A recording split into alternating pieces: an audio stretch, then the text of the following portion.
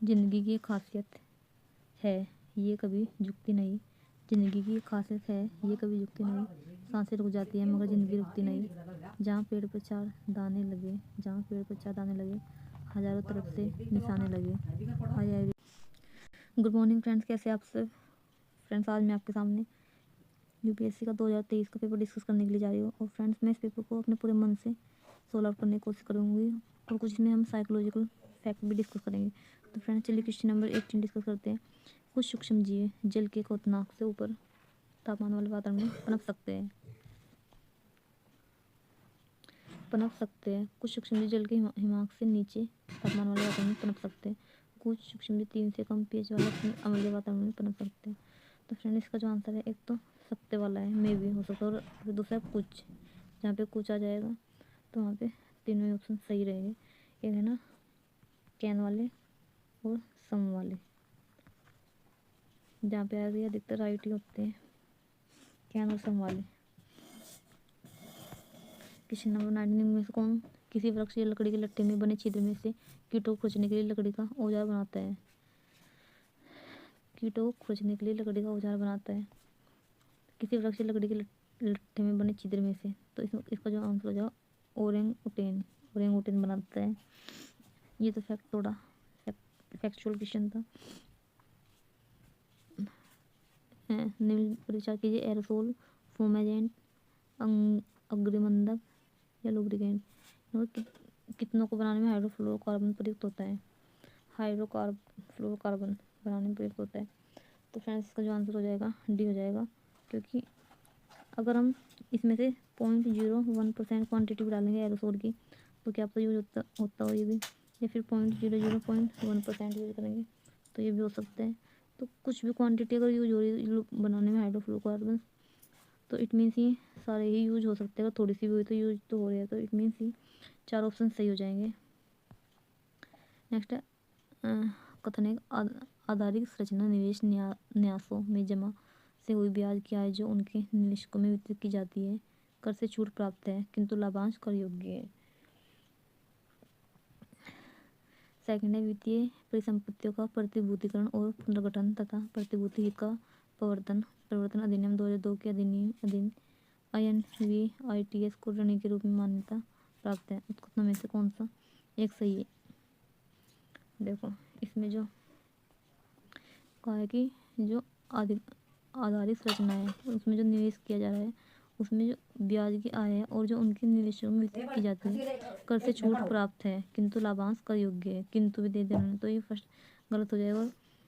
जहाँ पे पुराना डेटा देकर रखा जैसे 1992 हो गया, 1772 हो गए, इस तरीके से चीज़ें जो होगी तो कथन एक गलत हो जाएगा और कथन दो सही हो जाएगा।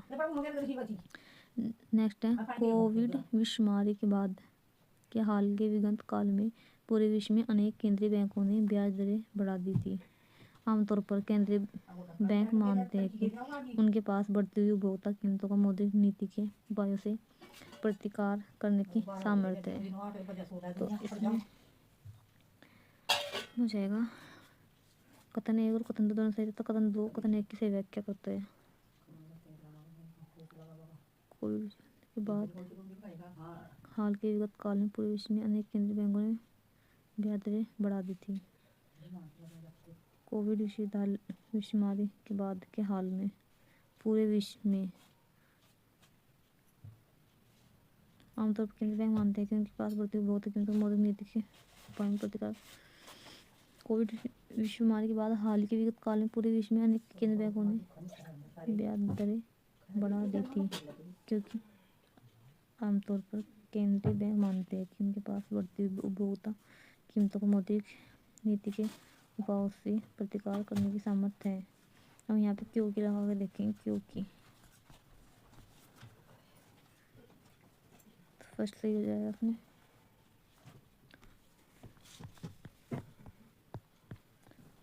ऐसी संभावना है कि कार्बन बाजार जलवायु परिवर्तन से निपटने का एक सबसे व्यापक साधन हो जाए, क्योंकि कार्बन बाजार संसाधनों को प्राइवेट सेक्टर से राज्य को हस्तांतरित कर देते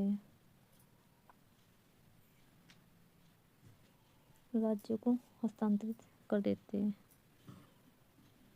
देखो अब इसमें ऐसी संभावना है कि कार्बन बाजार जलवायु परिवर्तन से निपटने का सबसे व्यापक साधन हो जाए।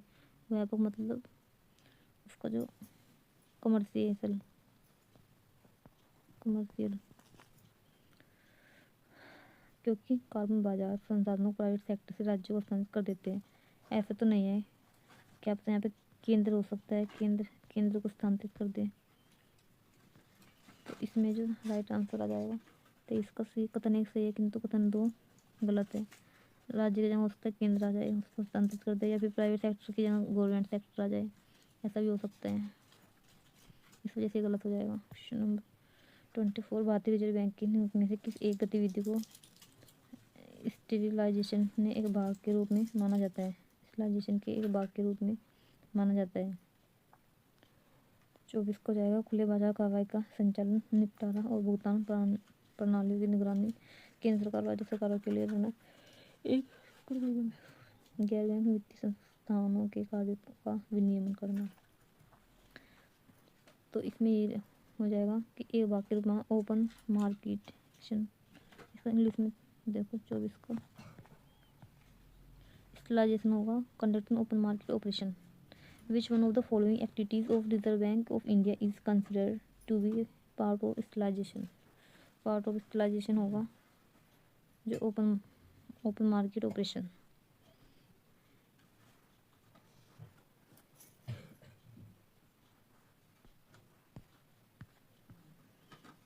Open market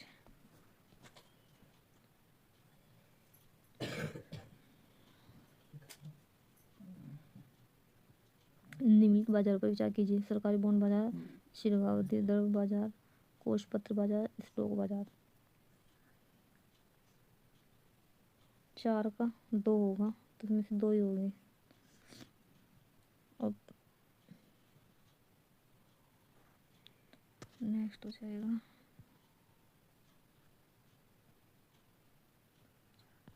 next 26 question.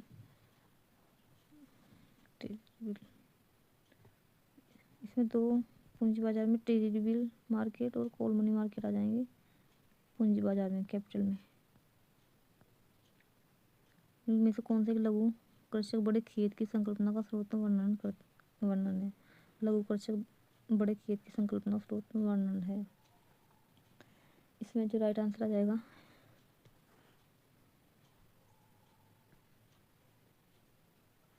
इसमें युद्ध के कारण अपने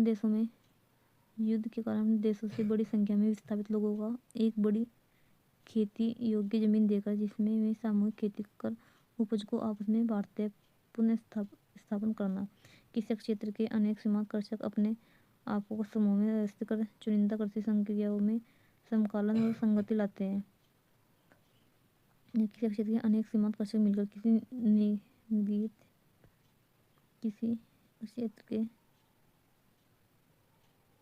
अनेक सीमांत कृषक मिलकर किसी निगमित निकाय के साथ संविदा कर अपनी जमीन उस निगमित निकाय को किसी नियत अवधि के लिए दे देते हैं, जिसके लिए वह निगमित निकाय कृषकों को एक सहमत राशि का भुगतान करता है। कोई कंपनी किसी क्षेत्र में कुछ संख्या लघु कृषकों को ऋण, तकनीकी जानकारी और सामग्री की निविष्टियां प्रदान करती है ताकि वे कंपनी की विनिर्माण प्रक्रिया और वाणिज्य उत्पादन के लिए उनकी जरूरत की कृषि पण्य का उत्पादन करें। तो लघु कृषक बड़े खेत की संकल्पना का स्रोत वर्णन करता है। युद्ध के कारण अपने देशों में बड़ी संख्या में विस्थापित लोगों का एक बड़ी खेती, ऐसा तो कुछ भी नहीं है। युद्ध के कारण जमीन सामूहिक बांटते स्थापना किसी क्षेत्र के अनेक जहाँ पे 2 स्टेटमेंट है, दोनों में से एक आंसर आएगा। कोई कंपनी किसी क्षेत्र के अनेक कृषक मिलकर किसी साथ संविदा पर अपनी जमीन पर निकाय करते हैं और नियत अवधि के लिए जिसके लिए निगमित निकाय कृषकों को एक सहमत राशि का भुगतान करता है। किसी क्षेत्र के अनेक सीमांत कृषक अपने आप को समूह में व्यवस्थित कर चुनिंदा कृषि संक्रियाओं में समकालन और संगति लाते हैं। तो फ्रेंड्स इसमें ये सही आ जाएगा इसका आंसर, क्योंकि वो सीमांत कृषक के लिए बोलेंगे और लघु है वो लघु। अगर दीर्घ के लिए बोलते तो फिर अनेक आ जाता इसमें। लघु है ना, सीमांत अपने आप को समूह में व्यवस्थित कर चुनिंदा कृषि संक्रिया में समकालन और संगति लाते हैं।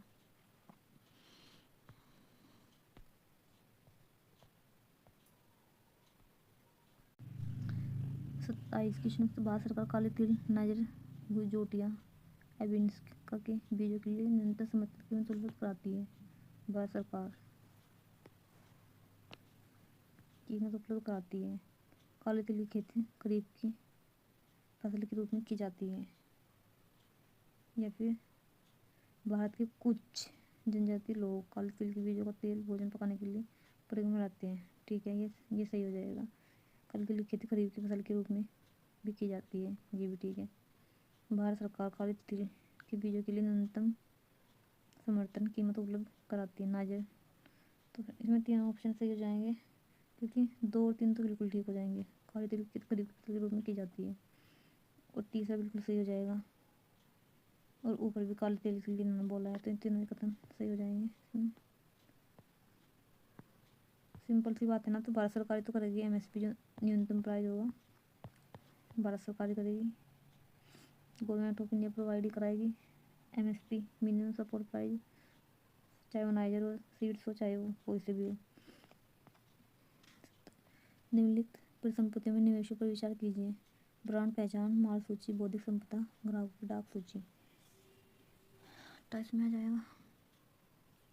28 में 4 है ना। परिसंपत्तियों में निवेश अमूर्त निवेश माने जाते हैं।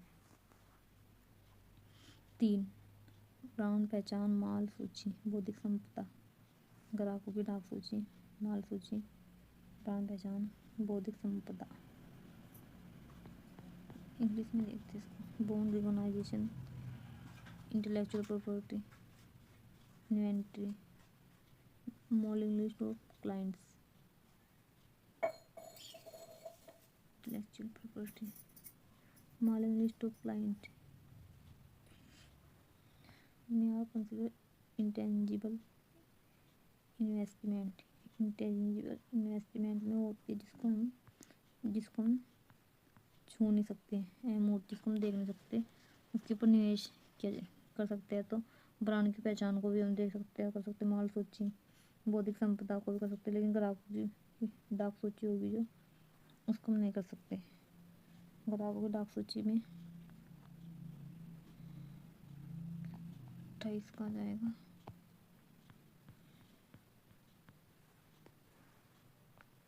ग्राहक डाक सूची केवल 3, इसमें ये मूर्त हो जाएगा। ग्राहकों की डाक सूची इसमें 3 है। इसमें अब देखते हैं इसमें तीनों में कौन कौन सा है। इसको थोड़ा क्वेश्चन को देखना पड़ेगा पूरा एक्सप्लेनेशन इसका मुझे। इसमें स्टार लगा दिया है। क्वेश्चन नंबर 29 पर विचार कीजिए। जनाकी के निष्पादन वन और पारिस्थितिकी शासन सुधार स्थिर सरकार करे राजकोषीय प्रयास। 29 में 5 का 3 ही रहेगा, 5 का 3, 4 का 2, 3 का 1, 6 का 4 पॉसिबिलिटी रहती है यही। तो इसमें 5 है, तो 5 को 3 हो जाएगा। निम्नलिखित आधारित सूचना क्षेत्र पर विचार कीजिए। 30 का कियाफती आवास, सर्वसाधारण द्रुत परिवहन, स्वास्थ्य देखभाल, पुनर्नवीनीकरणीय ऊर्जा। 4 30 का 30 का देखो, इन्होंने कहा कि क्षेत्रों पर विचार कीजिए। उपयुक्त में से कितनों पर UNOPS आधारित रचना और नवाचार में धारणा निवेश पहल sustainable investment in infrastructure and innovations अपने निवेशों के लिए ध्यान केंद्रित करता है। तो इसमें इंग्लिश को देख लेंगे थोड़ा सा। 30 का जाएगा affordable housing, mass rapid transport, health care, renewable energy. तो इसमें है on how many of the above does UNOPS sustainable investment in infrastructure and innovation initiative focus for its investment. इसमें आ जाएगा 4 है। देखो अगर इन्होंने थोड़ा थोड़ा सा भी इंफ्रास्ट्रक्चर में कर लिया है इन्वेस्ट, ठीक है, इन्वेस्टमेंट, अगर इसमें से 0.1% इन्वेस्ट कर लिया, 0.2% कर लिया, फिर 0.2% कर लिया, तो अगर थोड़ा थोड़ा सा भी कर लिया तो हो तो है, सब में ही है ना। तो इट मीन्स इसमें हम सारे लगा देंगे, क्योंकि इन्वेस्टमेंट की बात कर रहा है इंफ्रास्ट्रक्चर में, क्योंकि हेल्थ केयर में भी करते हैं, मास रैपिड ट्रांसपोर्ट में करते हैं, अफोर्डेबल हाउस में करते हैं, और रिन्यूएबल एनर्जी में भी कर सकते हैं, इनोवेशन में यूज इसको। नेक्स्ट है in essence what does due process of law means. Law means क्या होते हैं? 31 में आ जाएगा विधि के समक्ष क्षमता, विधि की सम्मक प्रक्रिया, विधि की निष्पक्ष प्रयुक्ति, विधि की निष्पक्ष प्रयुक्ति। सारभूत रूप में विधि की सम्यक प्रक्रिया का अभिप्राय क्या है? विधि की सम्यक समक्ष तो नहीं सकते, सम्यक निष्पक्ष, सम्यक निष्पक्ष, इसमें निष्पक्ष में आ जाएगा निष्पक्ष प्रयुक्ति। एक बार इसका सम्यक निष्पक्ष 31 का जाएगा। In essence what does the due process of law means? Fair application of law, fair equality before law, the procedure established by law, the principle of natural justice, the fair application of law. 31 का जाएगा in India prisons are managed by the state government with their own rules and regulations for the day-to-day administration of prisons in India, because in India prisons are governed by the Prison Act 1894, which explicitly keeps the subject of prisons in the control of provincial government. 32 Bharat में दैनंदिन jail प्रशासन के लिए जेलों का अनुरक्षण राज्य सरकार ने अपने नियमों और विनियमों से करती है। राज्य सरकार।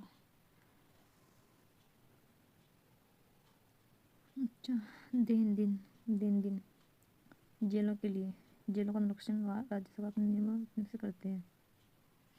भारत में जेल का नियंत्रण जेल अधिनियम 1894 द्वारा किया जाता है, जिससे जेल का विषय स्पष्ट रूप से प्रांतीय सरकारों के नियंत्रण में रहा।